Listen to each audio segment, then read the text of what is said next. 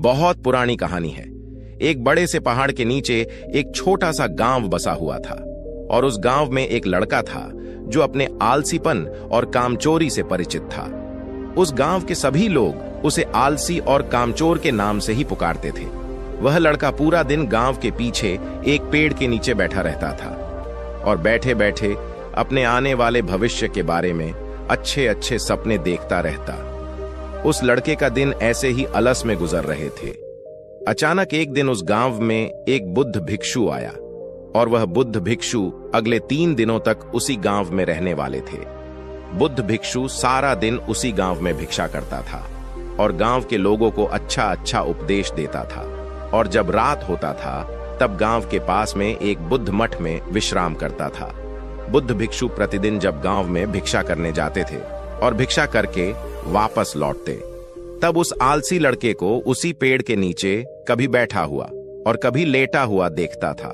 बुद्ध भिक्षु लगातार 2 दिन उस लड़के को उसी पेड़ के नीचे उसी हालत में देखा। ये देखने के बाद बुद्ध भिक्षु समझ गए थे कि वह लड़का मानसिक अलस का गुलाम बन चुका है। तीसरे दिन जब बुद्ध भिक्षु गांव से भिक्षा करके जब वापस बुद्ध मठ में लौट रहे थे, तब बुद्ध भिक्षु ने देखा कि वह लड़का अभी भी उसी पेड़ के नीचे बैठा हुआ है। और ये देखने के बाद बुद्ध भिक्षु से रहा नहीं गया। वह तुरंत उस लड़के के पास गया। बुद्ध भिक्षु ने उस लड़के से कहा, बेटा, तुम्हारे लिए मेरे पास एक छोटा सा काम है। मैं चाहता हूं तुम उस पहाड़ी की चोटी तक जाओ और वहां से मेरे लिए एक पंख लेकर आओ। उस लड़के ने बैठे बैठे अपने गर्दन घुमा के उस पहाड़ की ऊंची चोटी की तरफ देखा और उसके बाद बुद्ध भिक्षु से कहा, यह काम मुझसे नहीं हो पाएगा क्योंकि वहां तक जाने के लिए मुझ में उतना ताकत नहीं है। बुद्ध भिक्षु ने कहा, मुझे जिस पंख की तलाश है वह उस पहाड़ी की शिखर पे भी नहीं मिलेगा। वह पंख उस पहाड़ी की दूसरी तरफ एक गुफा के अंदर मिलेगा और उस पंख को हासिल करने के लिए उस पहाड़ी के शिखर तक चढ़ के दूसरी तरफ नीचे उतरना पड़ेगा। बुद्ध भिक्षु ने कहा, वह पंख कोई साधारण पंख नहीं है। तुमने उस पंख को आज तक कहीं भी नहीं देखे हो। वह पंख बहुत ही अनमोल, दुर्लभ और बहुत ही सुंदर पंख है। बुद्ध भिक्षु की इस बातों को सुनकर उस लड़के की मन में उत्सुकता जागा, क्योंकि उस लड़के ने आज से पहले उस पंख के बारे में आज तक नहीं सुना था और ऐसे दिलचस्प सफर के बारे में सोचकर अंदर से एक प्रेरणा जगा और बुद्ध भिक्षु से कहा, आपकी ये दुर्लभ पंख मैं लेकर आऊंगा। ये कहने के बाद वह लड़का बिना कुछ सोचे सफर में चल पड़ा। वह सफर बहुत ही कठिन था क्योंकि पहाड़ी के रास्ते की उतार चढ़ाव में वह लड़का जल्दी ही थकने लगा। उस लड़के की सांसें फूलने लगी और शरीर से काफी पसीना बहने लगा, लेकिन उसने हार नहीं मानी। वह पहाड़ी के ऊपर चढ़ता ही गया। जैसे जैसे वह ऊपर चढ़ने लगा उसे वैसे वैसे उसे जोश आने लगी, जो आज से पहले कभी भी वह ऐसा जोश महसूस नहीं किया था। बहुत कोशिश और कड़ी मेहनत के बाद जब वह लड़का आखिरकार उस पहाड़ी की शिखर तक पहुंचा, तब वह बहुत ही थक चुका था, लेकिन वह लड़का बहुत ही खुश था। उसे अंदर से आत्मा संतुष्टि का एहसास हो रहा था और उसके चेहरे पे एक अलग ही मुस्कान थी। वहां से प्राकृतिक सौंदर्यों को देखकर वह और भी मुग्ध हो गया था, लेकिन उसे पहाड़ी के दूसरी ओर उतरना था और उस गुफा को ढूंढना था जहां बुद्ध भिक्षु ने पंख के बारे में बताया था। नीचे उतरना और भी ज्यादा कठिन था क्योंकि नीचे की ढलान ज्यादा खड़ी थी।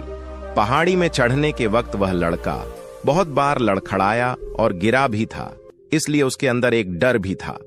लेकिन वह बुद्ध भिक्षु को पंख लाने का वादा जो किया था, इसकी वजह से बहुत कोशिश और कड़ी मेहनत के बाद आखिर वह उस गुफा में पहुंच ही गया। जब वह गुफा में पहुंचा तो देखा कि वह पंख गुफा के अंदर ही पड़ा हुआ है, जो गुफा में आ रही रोशनी से चमक रहा था। वह पंख को अपने हाथों में लिया और पंख की सुंदरता को देखकर आश्चर्य हो गया, क्योंकि वह ऐसा पंख आज तक नहीं देखा था। वह काफी देर तक उस पंख को देखता रहा और अचानक उसे याद आया कि उसे यहां से वापस भी जाना है।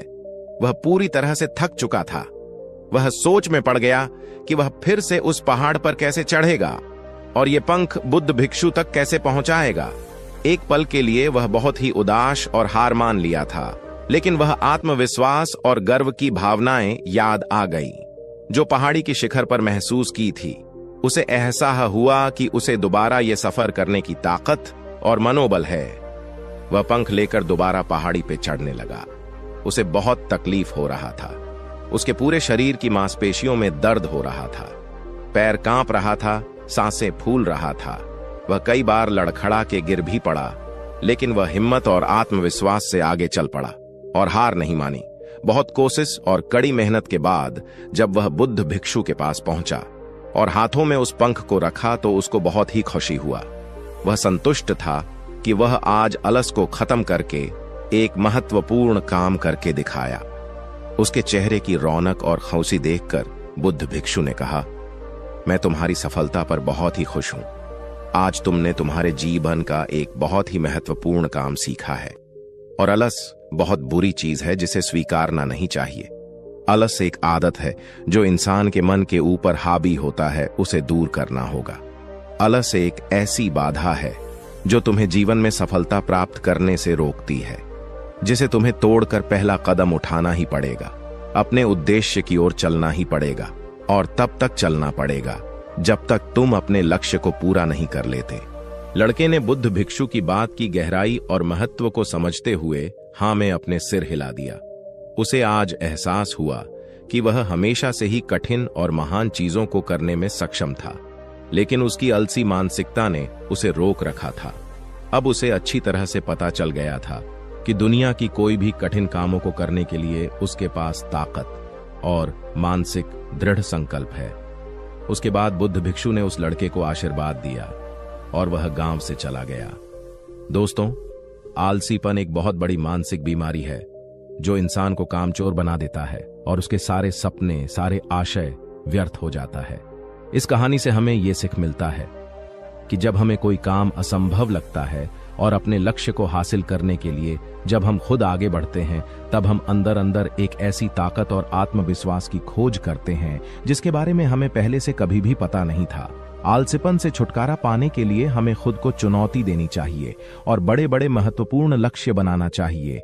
चाहे वह लक्ष्य कठिन क्यों ना हो, हमें हमेशा आगे बढ़ना चाहिए और असफलता की सामना करने के लिए अपने को और भी मजबूत होना चाहिए। आलसीपन से छुटकारा का मतलब है मानसिक विकास विकसित करना है।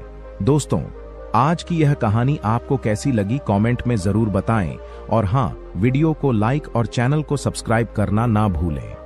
मिलते हैं अगले वीडियो में एक अच्छे से प्रेरणादायक कहानी के साथ।